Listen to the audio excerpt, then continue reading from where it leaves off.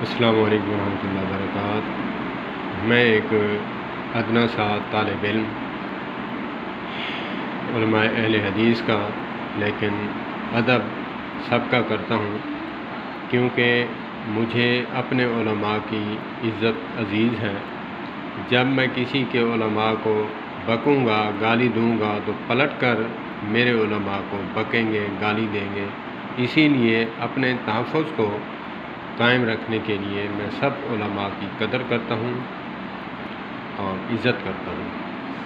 آج اہل حدیث عوام الناس سے درد مندانہ اپیل ہے کہ جو کام عوام الناس غلط کرتی ہے تو دھبا لگتا ہے علماء پر کہ ان کا عقیدہ ایسا ہے۔ تو خدا را میں خود اہل حدیث ہوں، چونکہ میں فجر کی نماز کبھی کبھار رہ جاتی، نیند کے غلبے کی وجہ سے، تھکاوٹ کی وجہ سے، کوئی بھی ایسا عذر جو نماز کا ٹائم گزر چکا ہو، تو جس وقت آنکھ کھلتی میں نماز پڑھ لیتا۔ علماء دیوبند، علماء اہل حدیث دونوں کو سننے کے بعد نتیجہ یہ نکلا کہ میں بالکل سراسر یہ کام غلط کرتا رہا۔ اللہ سے بھی معافی مانگی اور میں علماء سے بھی درد مندانہ اپیل سے، مؤدبانہ گزارش سے ہاتھ جوڑ کر معذرت کرتا ہوں کہ میں جو کچھ کرتا رہا اس پہ علماء بدنام ہوتے ہیں۔ جو عوام الناس میں سے جو غلط کام کرتا ہے، علماء اس مسلک کے بدنام ہوتے ہیں کہ ان کا عقیدہ ایسے ہے۔ مسئلہ یوں نہیں کہ جس ٹائم آنکھ کھلے اس وقت پڑھ لو، ہمیں یہی رٹایا گیا تھا، لیکن علماء کو سننے کے بعد 2000 سے لے کر 2010 تک جو سلسلہ تحقیق کا جاری رکھا میں نے، اس میں جو میں نے سیکھا میں آج آپ کے گوش گزار کرنے لگا ہوں کہ حضرت بلال رضی اللہ تعالی عنہ کا واقعہ بیان کرتے ہیں اہل حدیث علماء بھی، عوام الناس بھی، کہ آقا کریم علیہ الصلوۃ والسلام نے فرمایا کہ اے بلال، جنگ کے دوران تھے، کہیں سفر پہ تھے تو وہاں پڑاؤ کیا کہ اے بلال، صبح فجر کی نماز جو ہے ہمیں پڑھنے کے لیے اٹھانا۔ تو آنکھ نہ کھلی، آقا کریم علیہ الصلوۃ والسلام کو دھوپ کی کرنوں نے جگایا، تو جب تپش آئی تو آقا کریم علیہ الصلوۃ والسلام بیدار ہوئے۔ آپ نے حضرت بلال رضی اللہ تعالی عنہ کے قدم کو جو ہے اپنا قدم مبارک یا عصا مبارک مارا، ہلایا آہستہ سے، اے بلال، تو نے ہماری نماز فوت کرا دی۔ یا رسول اللہ صلی اللہ علیہ وآلہ وسلم، جس ہستی نے آپ کو سلا دیا اس ہستی نے مجھے سلا دیا۔ تو آقا کریم علیہ الصلوۃ والسلام نے فرمایا، اذان کہو، نماز پڑھیں، وضو کرو، اذان کہو، اقامت کہو، نماز پڑھیں، تو نماز پڑھیں۔ اس حدیث کو دلیل بنا کر ہم کہتے تھے کہ جس ٹائم آنکھ کھلے وہ آپ کا فجر کی نماز کا ٹائم ہے۔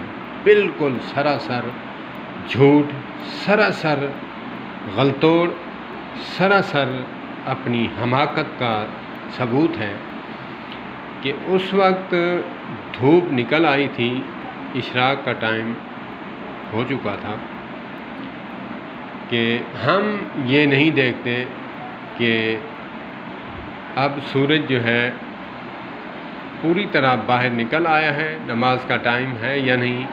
اس مکروہ ٹائم کو ہم نہیں دیکھتے کہ جس ٹائم 3 ٹائم ہیں جس پر اللہ کے نبی صلی اللہ علیہ وآلہ وسلم نے منع فرمایا ہے کہ اس ٹائم نماز نہیں پڑھنی چاہیے۔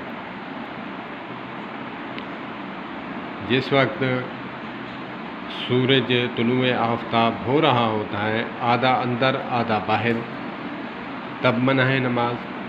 11 ساڑھے 11 بجے سر کے برابر بالکل سورج ہو تب بھی نماز منع ہے، اور جب غروب آفتاب، سورج غروب ہونے والا ہے اور آدھا اندر آدھا باہر ہے سورج، تب بھی نماز منع ہے۔ تو یہ اوقات ہم نہیں دیکھتے تھے کہ اس وقت پڑھنے کا نہیں، ہم بس کہتے تھے کہ جس وقت آپ کی آنکھ کھلے، واللہ میں اہل حدیث علماء کی قدر کرتا ہوں، کیونکہ میں ان کا طالب علم ہوں، ان سے سیکھا ہے جو کچھ سیکھا ہے۔